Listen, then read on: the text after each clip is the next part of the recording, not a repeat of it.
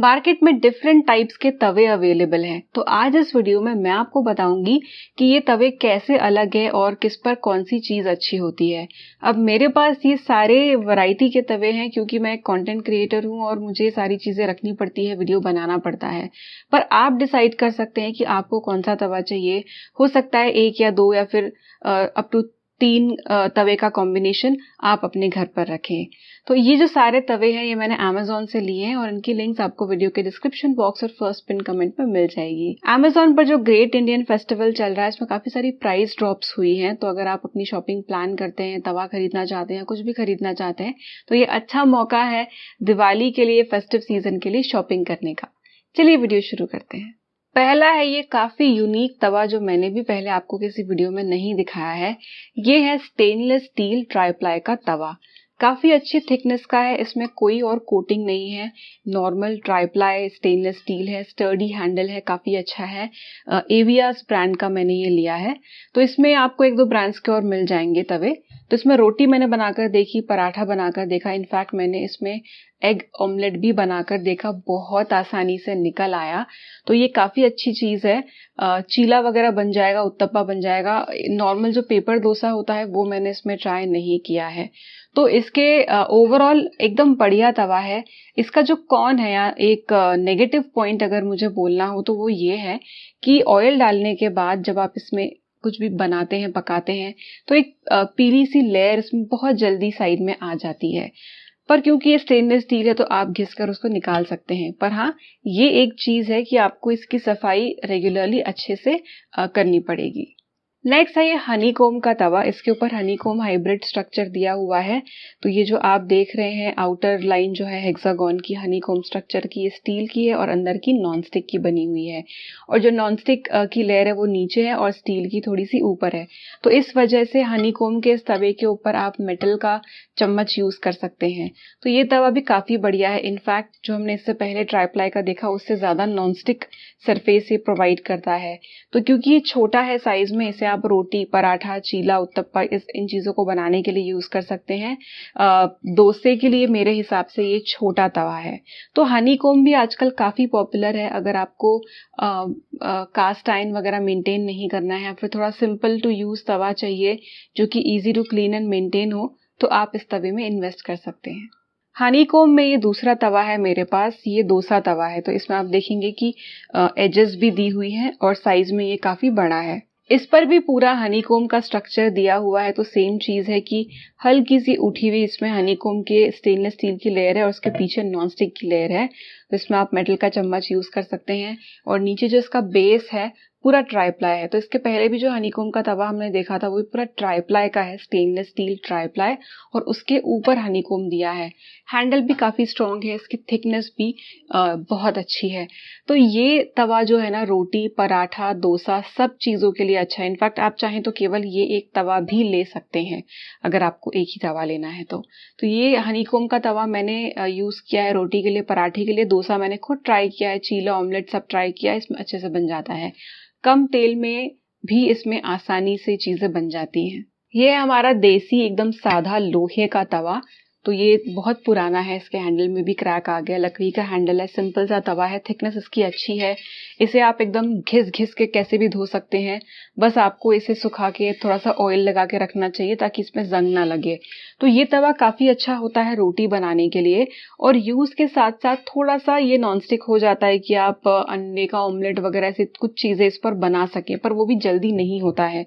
तो in short मेरे हिसाब से ये रोटी एंड पराठे के लिए अच्छा है। तो इसमें आप रोटी पराठा बना सकते हैं। तो मैं तो इस तवे को काफी यूज करती हूँ। मतलब ये मेरा सबसे ज्यादा फेवरेट तवा है। बट डेफिनेटली ये हर चीज के लिए नहीं यूज हो पाता है। तो अगर अच्छे से डोसा वगैरह बनाना है तो एक स्पेशलाइज्ड तवा तो होना ही चाहिए। और इसमें ये मेरे पास बहुत बड़े साइज का नहीं है, इसमें बड़े साइज का भी तवा मिलता है कि अगर आप अच्छे से भाकरी वगैरह बना रहे हैं, ज्वार की भाकरी, तो उसके लिए भी ये तवा काफी अच्छा होता है।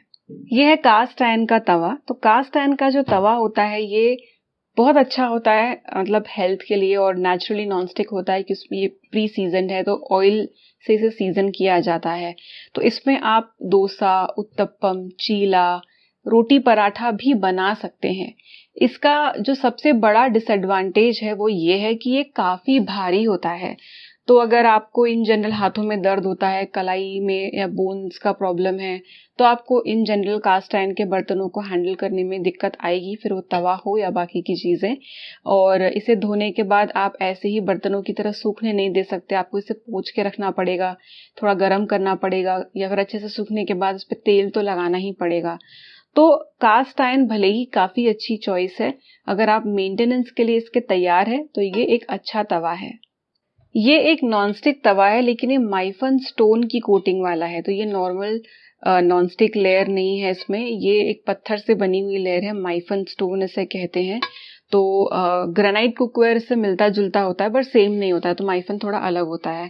तो ये एक तवा मेरे पास है, बहुत ज़्यादा मैंने यूज़ नहीं किया है पर ये भी अच्छा है। इसमें भी अब आपको उन चीज़ों का ध्यान रखना पड़ता है, जैसे कि आपको एक नॉनस्टिक कुकवेयर में रखना पड़ता है या इनामल्ड कुकवेयर में रखना पड़ता है, कि आप इसको ज़्यादा घिस नहीं सकते हैं, नॉर्मल स्क्रब यूज़ करना है, हार्श स्क्रब नहीं यूज़ करना है, वरना इसकी जो लेयर है वो निकल आएगी।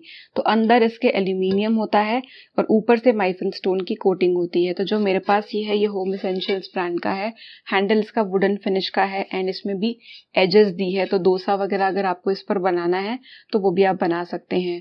तो नॉनस्टिक का जो तवा होता है ओवरऑल अगर आप हनीकॉम्ब या फिर कास्ट आयरन से कंपेयर करेंगे तो रिलेटिवली हल्का होता है वजन में, और इसे धोना क्लीन करना और ज़्यादा आसान होता है कास्ट आयरन के मुकाबले, वरना हनीकॉम्ब तवे को भी आप आसानी से धो सकते हैं, बस वजन पॉइंट ऑफ व्यू से थोड़ा सा ये लाइट होता है।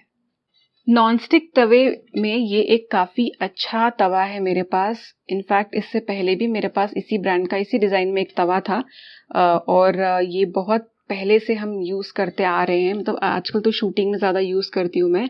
ये फ्यूचोरा का नॉनस्टिक तवा है, इसका हार्ड एनोडाइज्ड बेस है, काफ़ी हैवी मोटा तवा है, वरना नॉनस्टिक का तवा काफ़ी पतला होता है। इस तवे में एक खास बात मैंने ये देखी कि नॉनस्टिक है लेकिन बीच में से ये तवा उठता नहीं है, काफ़ी फ्लैट रहता है, काफ़ी हद तक ये फ्लैट रहता है। थिकनेस भी इसकी बहुत अच्छी है, काफ़ी स्ट्रॉन्ग एंड स्टर्डी ये तवा है। तो अगर आप ओकेजनली नॉनस्टिक यूज़ करते हैं तो आप माइफन ले सकते हैं, वो ज़्यादा हेल्दियर है, बट अगर आपको एक नॉर्मल नॉनस्टिक का तवा चाहिए तो आप ये तवा भी ले सकते हैं, ये काफ़ी अच्छी क्वालिटी का है। अब इस नॉनस्टिक तवे पे आप देखा जाए तो रोटी, पराठा, चीला सब कुछ बन जाएगा इसमें, पर मैं सजेस्ट करूंगी कि रोज की रोटियों के लिए इसे ना रखें, इसे आप स्पेशल चीज़ों के लिए, जैसे कि डोसा जो नॉर्मल तवे पर चिपक जाता है उसके लिए आप रख सकते हैं। ये एक और नॉनस्टिक तवा है, तो ये भी नॉनस्टिक ही है, पर मैंने इसे इसलिए इंक्लूड किया है क्योंकि ये सुपर फ्लैट है। मैंने इसे बहुत बार यूज़ किया है और इंडक्शन पे रखूं या गैस पे ये एकदम फ्लैट रहता है, बीच में से उठता नहीं है। तो ये काफ़ी लोगों की शिकायत होती है, इनफैक्ट मैंने भी एक्सपीरियंस किया है कि तवा जो है बीच में से उठ जाता है, फिर पैनकेक का बैटर यहाँ वहाँ जाने लगता है, डोसा सही नहीं बनता, लिक्विड चीज़ें जब हम डालते हैं तब दिक्कत आती है। तो ये तवा मैंने बोरोसिल ब्रांड का लिया था, पर आई थिंक इसमें सेम डिज़ाइन में और भी ब्रांड्स के तवे हैं, तो ये मैंने नॉनस्टिक होकर भी इसीलिए इंक्लूड किया क्योंकि ये सुपर फ्लैट है और साइज़ भी इसका काफ़ी बड़ा है। ये है हार्ड एनोडाइज तवा। तो हार्ड एनोडाइज तवा जो होता है इस पे भी एक तरह की कोटिंग होती है, तो बेस इसका एल्यूमिनियम होता है और कोटिंग जो हार्ड एनोडाइज इस पे होती है वो एक केमिकल प्रोसेस के थ्रू, आई थिंक इलेक्ट्रोप्लेटिंग के थ्रू चढ़ाई जाती है। पर ये कोटिंग नॉनस्टिक कुकवेयर की तरह नाजुक नहीं होती, आप इसमें मेटल का चम्मच भी यूज़ कर सकते हैं। तो ये काफ़ी अच्छा तवा है रोटियां पराठे बनाने के लिए। अब मेरी मदर इन लॉ नॉर्मल जो लोहे का तवा है वो इतना प्रेफर नहीं करती हैं रोटियां बनाने में, क्योंकि उनकी रोटियां उस पर काफ़ी चिपक जाती है या जल जाती है, उनको उतना वो ईजी नहीं लगता। तो अगर आपके साथ भी ये दिक्कत होती है तो आप हार्ड एनोडाइज तवा रोटियों के लिए ट्राई करके देख सकते हैं। तो इसमें जल्दी से कुछ रोटी वोटी चिपकती नहीं है, लेकिन हाँ ये नॉनस्टिक नहीं है, तो उसमें डोसा चीला वगैरह आप बनाएंगे तो वो चिपक जाएगा। सिर्फ और सिर्फ रोटी और पराठे की मैं बात कर रही हूँ, बाकी नॉनस्टिक टाइप की चीज़ इसमें नहीं होंगी। और एक डिसएडवांटेज कह लो थोड़ा सा कि इसमें भी थोड़ी थोड़ी येलो येलो लेयर जो है वो जमने लगती है, तो आपको थोड़ा सा उसे घिस कर निकालना पड़ेगा। सारे के सारे तवे अच्छे हैं, डिपेंड करता है कि आप किस चीज़ के लिए यूज़ कर रहे हैं। अगर अगर कोई दो चुनने हो घर में तो मैं सजेस्ट करूंगी कि आप एक रोटी के हिसाब से चुनें, जो कि आप या तो पूरा लोहे का या फिर हार्ड एनोडाइज तवा ले सकते हैं। सेकंड, आप जो डोसा टाइप की चीज़ें होती हैं या फिर कटलेट या फिश फ्राई ऐसी चीज़ें होती है जो चिपकनी नहीं चाहिए, उसके लिए आप कोई भी एक नॉनस्टिक टाइप का खरीद ले, या तो माइफन वाला खरीद ले या फिर नॉर्मल नॉन स्टिक या फिर आप हनीकॉम्ब खरीद ले। तो 2 तवे आप ले सकते हैं कम से कम अपने घर में, बाकी तो डिपेंड करता है आप कितना शौक रखते हैं, शौक के तौर पे भी आप ले सकते हैं। तो ये जो सारे तवे हैं इनकी लिंक्स आपको वीडियो के डिस्क्रिप्शन बॉक्स और फर्स्ट पिन कमेंट में मिल जाएंगी। वीडियो यूजफुल लगा हो तो इसे लाइक करें और फ्रेंड्स एंड फैमिली के साथ शेयर करें। मिलते हैं अगले वीडियो में, तब तक के लिए बाय।